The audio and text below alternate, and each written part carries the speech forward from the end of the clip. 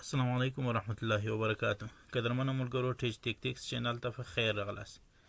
زه یم سمیع الله عبید او غواړم چې ستاسو د زده کړې لپاره د مایکروسافټ وینډوز پروګرام د زده کړې دوهمه ویډیو جوړه کړم. په دې هیله چې زموږ د لومړنۍ ویډیو څخه به مو معلومات ترلاسه کړي او څه به مو ترېنه زده کړي او همدارنګه دا ویډیو به تر پایه پورې راسره وګورئ. نننۍ ویډیو کې موږ او تاسې د مایکروسافټ وینډوز پروګرام عملي زده کړه پیل کوو او د عملي زده کړې لپاره لومړی موږ تاسې دا کومه صفحه چې اوس تاسو ته ښکاري د دې صفحې پیژندنه کوو. دا صفحه چې کومه اوس تاسو ته ښکاري دا کله چې تاسو کمپیوټر چالان کړئ نو لومړی ستاسو د کمپیوټر مخې ته همدغه صفحه راځي. دې صفحې ته ډیسکټاپ صفحه ویل کیږي او همدارنګه پر دې صفحه باندې چې دا کوم تصویر درېدلی دی نو دې تصویر ته یې ډیسکټاپ بیکګراونډ ویل کیږي. له دې تصویره بغیر پر دې صفحه باندې دلته نور کوچني کوچني تصویرونه هم په مختلفو شکلو باندې ستاسو پر ډیسکټاپ باندې موجود دي چې دې تصویرونو ته آیکنونه ویل کیږي. آیکن په لاندې شکل سره داسې تعریفولی شو چې د ډیسکټاپ پر مخ کوچني تصویرونه دي کوم چې له یو پروګرام څخه نمایندګي کوي. یعنې آیکن د ډیسکټاپ پر مخ کوچني تصویرونه دي او د هغه په کلیکولو سره موږ هغه اړوند پروګرام ته رسیږو. کوم پروګرام لپاره چې دوی جوړ شوي دي همغه پروګرام ته موږ تاسې رسوي او دوی دغه پروګرام د یو نماینده په شکل سره زموږ تاسې پر ډیسکټاپ باندې شتون لري. دا آیکنونه دوه برخو ته ویشل شوي دي چې یو ته سیستم آیکن وایي کوم چې تاسو ته ښکاري په دې کې د سپیسي او ریسایکل بین دي. همدارنګه ځینې نور آیکنونه دي چې موږ یې تعریف داسې ویلی شو چې سیستم آیکن هغه آیکنونو ته ویل کیږي کوم چې له وینډوز له انسټال سره سم خپله ډیسکټاپ صفحې ته راځي. او دوم ډول یې موږ تاسې اپلیکیشن آیکنونه لرو چې تعریف یې داسې کولی شو چې هغه آیکنونو ته ویل کیږي کوم چې له وینډوز له انسټال سره خپله ډیسکټاپ صفحې ته نه راځي بلکې موږ تاسې یې په خپله خوښه ډیسکټاپ صفحې ته راولو. له مختلفو طریقو څخه موږ تاسې کولی شو چې دا ډیسکټاپ صفحې ته آیکنونه راولو. په لنډ شکل سره پر ډیسکټاپ باندې راسته کلیک کوو او په نیو ته راځو. له نیو له لارې کوم آیکن چې زموږ ستاسې خوښ وي همغه باندې کلیک کوو. صرف یو کلیک او تاسو ته به آیکن ډیسکټاپ صفحې ته راسي. او همدارنګه د ډیسکټاپ صفحې په دې لاندنۍ برخه کې چې تاسو ته کومه تور رنګه پټه ښکاري دې پټې ته ټاسک بار ویل کیږي. دا ټاسک بار خپله په مختلفو برخو باندې ویشل شوی دی. لومړی دا برخه کومه چې تاسو ته د زما پوینټر ښکاري دې برخې ته دې ته شو ډیسکټاپ ویل کیږي او له دې څخه راوروسته دا کومه ایریا یا ساحه چې ده په کوم کې چې د آیکنونه ښکاري و دې ته نوټیفیکیشن ایریا ویل کیږي چې موږ تاسو ته د مختلفو شیانو په اړه باندې معلومات راکوي لکه بیټرۍ سو سپیکر سو وای فای سو ساعت و تاریخ سو یا نور څه. او له هغه وروسته کومه ساحه چې تاسو دلته ښکاري چې آیکنونه ورباندې دي مختلف آیکنونه دي نو دې ته بیا کویک لانچ ویل کیږي. دلته مختلف آیکنونه موږ تاسې کولی شو خپله یې ورته راوړو او یو هغه آیکنونه کوم پروګرامونه چې موږ راخلاص کړي د هغو پروګرامونو آیکنونه هم موږ تاسې ته دلته ښودل کیږي. او د دې په وروستۍ برخه کې دلته موږ تاسې یو ساحه لرو چې دې ته سټارټ بټن ویل کیږي او د دې په کلیکولو سره موږ تاسې ته سټارټ منیو هم راخلاصیږي. د ډیسکټاپ صفحې له معرفت څخه وروسته موږ تاسې د مایکروسافټ وینډوز 10 پروګرام د عملي زده کړې په لور راځو او موږ تاسې د عملي زده کړې پر ډیسکټاپ باندې راسته کلیک موږ تاسو له همدې ځایه شروع کوو. راسته کلیک کوو پر ډیسکټاپ باندې. راسته کلیک څخه مو هدف د راسته لاس طرف ته چې په موس کې کم کلیک دی همدغه دی.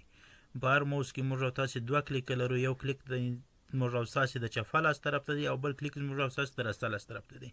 نو دلته چې موږ د راسته کلیک یادونه کوو دا په دې معنی چې په موس کې هغه کلیک کوم چې زموږ تاسې د راسته لاس طرف ته دی. په دې کلیک کې موږ تاسې ته لومړی پاور راښکاره کیږي. پاور کې بیا مختلف موضوعات دي چې لومړنی موضوع لاک ده. لاک زموږ تاسې یوزر اکاونټ د کوډ حالت ته وایي. یعنې که موږ تاسې یوزر اکاونټ ته چې کوډ ورکړی دی یا کوډ نه لري همغه د کلف حالت چې کم دی همغه ته موږ تاسې رسوي. دوم موضوع سویچ یوزر ده. سویچ یوزر بیا د اکاونټونو د بدلولو لپاره کاریږي. یعنې موږ تاسې په کمپیوټر کې دوه یوزر اکاونټ لرو نو یو یوزر اکاونټ څخه وځو او دوهم یوزر اکاونټ ته داخلیږو. خو په دې صورت کې د یوه یوزر اکاونټ کوم خلاص شوي فایلونه چې دي هغه نه بندېږي. موږ دوه یوزر اکاونټ لرو نو د یوه یوزر اکاونټ فایلونه هم نه بندېږي. دواړو یوزر اکاونټونو فایلونه به هماغسې خلاص پاتې. ساین اوټ او د سویچ یوزر دنده سره یو د خو فقط فرق یې په دې ځای کې دی چې په ساین اوټ کې موږ له یوه یوزر اکاونټ څخه بل یوزر اکاونټ ته داخلیږو خو ولې لومړنی یوزر اکاونټ چې کوم موږ راخلاص کړی دی په هغه کې خلاص شوي فایلونه به په مکمل شکل سره ټوله بندېږي. بل حالت یې د سلیپ حالت دی. سلیپ د کمپیوټر داسې د خوب حالت ته وړي یعنې کمپیوټر کې انرژي سپما کیږي ولې کوم پروګرامونه چې موږ تاسې راخلاص کړي دي هغه په همغه حال باندې خلاص پاتې. هایبرنیټ هغه حالت ته ویل کیږي چې کمپیوټر په مکمل شکل سره بند سي ولې له چالانېدو وروسته کوم پروګرامونه چې موږ تاسې خلاص پرېښي هغه به همغسې خلاص پاتې یعنې کمپیوټر بندېږي خو هغه پروګرامونه نه بندېږي. هایبرید شوډاون دا د کمپیوټر د بندېدو یو طریقه ده چې په دې طریقه کې کمپیوټر بندېږي ولې د بیرته چلاندېدو په وخت کې کمپیوټر په اسانۍ سره او ژر چلاندېږي. فول شوډاون کمپیوټر په مکمل شکل سره بندوي او هیڅ هم خلاص نه پکښې کې پاتېږي. ریسټارټ هغه حالت دی چې کمپیوټر بندېږي بیرته خپله په اتومات شکل سره چلاندېږي. یوه بخښنه په دې خاطر غواړو چې دغه اپشنونه عملي موږ نه کړو یعنې تاسو ته عملي مثال نه وښودی ځکه چې د دې په عملي مثال ښودلو سره زموږ په ویډیو کې خلل رامنځته کېږي. انشاءالله له دې وروسته موضوعګانې چې دا په عملي شکل سره ښودل کېږي. له پاور څخه وروسته موږ او تاسې راځو ویو ته او په ویو کې موږ کولی شو چې د کمپیوټر د ډیسکټاپ صفحې د ایکنونو اړوند تنظیمات ترسره کړو. لومړی موږ ته لیکل شوي د لارج ایکن کله چې موږ کلیک کړو زموږ ستاسې د ډیسکټاپ صفحې ایکنونه به غټ شي یعنې په غټ شکل سره به موږ تاسې ته وښودل شي. دوهم کله چې موږ بیا کلیک وکړو ویو ته راسو نو دوهمه خبره موږ تاسې ته میډیم ایکنز لیکل شوي دي. میډیم ایکنز معنا په منځني شکل سره دي ایکنونه دي نه غټ نه دي کوچني. کلیک کوو ایکنونه به موږ تاسې ته په منځني شکل سره جوړ شي او یا هم کولی شو ایکنونه په سمال شکل ته واړو موږ تاسې ته یې لیکلي دي سمال ایکنز یعنې ایکنونه دې په کوچني شکل سره راته ښکاره شي. همداسې کله چې موږ تاسې ویو کلیک کړو په ویو کې لاندې یو موضوع موږ تاسې ته راځي اوټو ارینج ایکنز. اوټو ارینج ایکنز کله موږ کلیک کړو زموږ د ډیسکټاپ صفحې ایکنونه به ټول په خپله په اتوماتیک شکل سره منظم شي او کله چې اوس موږ غواړو چې دا له دې ځایه بې ځایه کړو او یو بلې خواته یوسو نو موږ تاسې نسو کولی چې دا بې ځایه کړو ځکه دې ته ټیک مارک د اوټو ارینج ایکن لګېدلی دی ولې موږ او تاسې کولی شو په خپل لیست کې د ایکنونو ته ځایونه سره وبدل کړو یو ایکن له بل ایکن مخکې یا وروسته کړو کولی شو خو موږ او تاسې ایکنونه له خپل ځایه بې ځایه کولی نسو له خپل ځایه بې ځایه نسو ایښودلی. له اوټو ارینج ایکن څخه وروسته موږ تاسې بله موضوع لرو الاین ایکن ټو ګریډ. که چیرې دا نه ټیک مارک شوی نو موږ تاسې کولی شو ایکنونه یو د بل پر سر باندې سرویره کښېږدو یا ایکنونه یو د بل پر سر باندې راولو. موږ کولی شو کوم ایکنونه چې زموږ ستاسې خوښ هغه یو بل ته نږدې کړو ولې که چیرې موږ راسو ویو ته او په ویو کې الاین ایکن ټو ګریډ کلیک کړو نو زموږ ستاسې ایکنونه چې موږ انتخاب کړي دي هغه به ټول یو له بل څخه په جلا په فاصله کې پراته وي یعنې هېڅ ایکن به موږ نسو کولی چې د بل ایکن ځای ته یې ورولو. که زه یو ایکن راوړم دا بل ایکن ځای ته یې ورولم نو دا ایکن به هغه ځای ته نه ځي بیرته به خپل ځای ته حرکت کوي. ولې که موږ راسو دا ټیک مارک دوباره غیر فعاله کړو د ټیک مارک د غیر فعاله کولو سره موږ بیا کولی شو چې ایکنونه یو د بل پر سر باندې سربیره کښېږدو اما که ټیک مارک ولګوو نو بیا موږ تاسې نسو کولی چې ایکنونه یو د بل پر سر باندې سربیره کښېږدو او ایکنونه په اتومات شکل یو له بل څخه لرې کېږي او په مساوي ډول به یو له بل څخه فاصله نیسي. وروستۍ برخه کې موږ تاسې یو ټیک مارک لرو د شو ډیسکټاپ ایکنز په نامه باندې. که چیرې دا ټیک مارک نه وي لګېدلی نو زموږ ستاسې په ډیسکټاپ باندې به هېڅ ایکن هم نه ښکاره کېږي ولې که موږ غواړو چې ایکنونه ښکاره شي نو موږ تاسې باید راسته کلیک وکړو ویو ته راسو او په ویو کې په دې وروستۍ برخه کې شو ډیسکټاپ ایکن کلیک کړو. په کلیک کولو سره به موږ تاسې ته ډیسکټاپ ایکنونه ټول ښکاره شي. همدارنګه کله چې موږ تاسې پر ډیسکټاپ باندې راسته کلیک وکړو نو موږ تاسې یو بل اپشن د سورټ بای په نامه سره لرو. په سورټ بای کې موږ تاسې کولی شو ایکنونه په مختلفو شکلونو سره منظم کړو. لومړی طریقه یې د نیم ده د نیم په اساس یا د نوم په اساس باندې موږ تاسې منظمولی شو چې زموږ ستاسې ایکنونه به له دې کلیک کولو څخه وروسته له ای څخه تر زیډه منظم شي. خو یوه خبره موږ او تاسې باید په یاد ولرو چې په دې کې لومړی سیستم ایکنونه منظمیږي له هغه وروسته دا نور ایکنونه چې کوم دي دا په منظم شکل سره له ای تر زیډه پورې منظمیږي. وروسته که چیرې موږ راسو دا دوباره کلیک کړو دا نیم نو زموږ ستاسې عملیه به سرچپه اجرا شي او د زیډه څخه تر ای پورې به زموږ ستاسې ایکنونه منظم شي.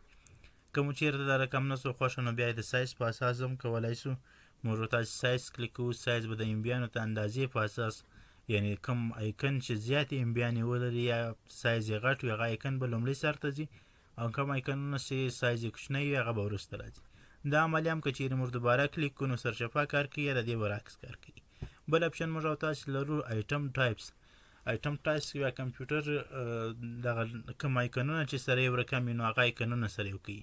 کوم چې ورډ ایکنونه دي ورډ ایکنونه راوړي بیا وروسته فرض کوي اکسل راوړي بیا تصویرونه راوړي بیا ویډیوګانې راوړي موږ او تاسې یې کلیک کوو عملیه یې ګورو. اوس د کلیک کولو وروسته موږ تاسې وینو چې زموږ په کمپیوټر کې پر ډیسکټاپ باندې کوم ورډز و ټول سره په یوه لیست کې راغلو. ویډیوګانې په ځان ته لیست کې راغلې پی ډي اف په ځان ته لیست کې راغلی شارټکټ په ځان ته لیست کې راغلو اکسل ځان ته لیست کې همداسې ټول ایکنونه کوم چې سره یو رقم دی هغه به ځان ته په خپل لیست کې راځي. د له دې وروسته موږ یو بل اپشن لرو ډیټ موډیفای په نامه سره. په ډیټ موډیفای کې بیا کوم آیکن چې تر ټولو وروسته موږ ډیسکټاپ صفحې ته راوړی دی یا کوم آیکن چې تر ټولو وروسته موږ تغییر پکې کې راوړی دی. فرض کړه د ورډ یو آیکن د موږ راخلاصوو تغییر پکې کې راوړو لیکنه کوو ثبتوو د ثبت کولو وروسته به دا اتومات د ټولو آیکنونو سره ته ځي. یا یو آیکن نوی راوړو موږ تاسې راسته کلیک کوو نیو ته راځو په نیو کې د ورډ آیکن راخلاصوو. کله چې د ورډ پروګرام یو آیکن راخلاص کو نو دا آیکن به موږ تاسې په ډیټ موډیفای باندې کلیک کوو دا آیکن به د ټولو آیکنونو څخه مخکې ځي ځکه تر ټولو وروستنی آیکن همدغه یو دی چې موږ تاسې ډیسکټاپ صفحې ته راوړی. موږ تاسې کلیک کوو له کلیک کولو وروسته موږ تاسې ته معلومه شي چې تر ټولو ښه وروسته کوم آیکن موږ راوړی د هغه تر ټولو سر ته ولاړی او د آیکنونو په لومړۍ برخه کې رالی. اوس که چیرې موږ او تاسې راسو یو بل آیکن راخلاص کړو تغییر کې راولو هغه به د دې ورډ څخه ورمخکې کېږي. یا کله دې ورډ آیکن څخه موږ او تاسې له دې وروسته بل آیکن ډیسکټاپ صفحې ته راوړو نو دا آیکن به هم بیا تر هغه مخکې کېږي. نو ډیټ موډیفای کې موږ په لنډ شکل سره ویلی شو کوم آیکن چې موږ په وروستي ځل ډیسکټاپ صفحې ته راوړی یا په کوم آیکن کې چې موږ تر ټولو وروسته تغییرات راوستلي هغه آیکن په لومړي سر کې ښودل کېږي او نور آیکنونه به لاندې ښودل کېږي. همدغه کوم عملیات چې موږ په نیم کې یا په سایز کې وویل چې که مو دوباره کلیک کوي برعکس کار کوي په دې څلور سره آپشنونو کې کوم وخت چې موږ او تاسې کلیک کوو نو عملیات د هغه اصلي حالت برعکس کار کوي. له سورټ بای څخه وروستی آپشن دی انشاءالله پر دې ځای باندې درس بس کوو تر څو ویډیو ډېره غټه نه شي. ریفریش په ریفریش کې موږ تاسې کولی شو کمپیوټر بیا تازه کړو او تازګي ورته ورکړو. موږ کله موږ تاسې کمپیوټر چالان کړو نو همدې تازګۍ ته ضرورت لري یا په کمپیوټر باندې ډېر کار وکړو کمپیوټر مو فرق تیزوالي سره کار نه کوي نو موږ او تاسې پر دې ریفریش باندې کلیک کوو تر څو پرې زموږ او تاسې کمپیوټر کار کولو ته آماده شي او زموږ او تاسې کمپیوټر تازه شي. په دې هیله چې ویډیو مو تر پایه راسره کتلی او یو څه به مو زده کړي. همدارنګه دا درس به یوازې پر کتلو باندې فري نه ږدئ بلکې له دې څخه وروسته په خپلو کمپیوټرونو کې عملاً هم تکرار کړئ تر څو پرې کمپیوټر مو په صحیح شکل سره زده شي. که مو چیرې ویډیو خوښه شوې او غواړئ چې نور هم زموږ درسونه تعقیب کړئ نو مهرباني وکړئ زموږ چینل ټیچ ټیک ټیکس سره سبسکرایب کړئ. ډېره مننه. الله مو مل شه.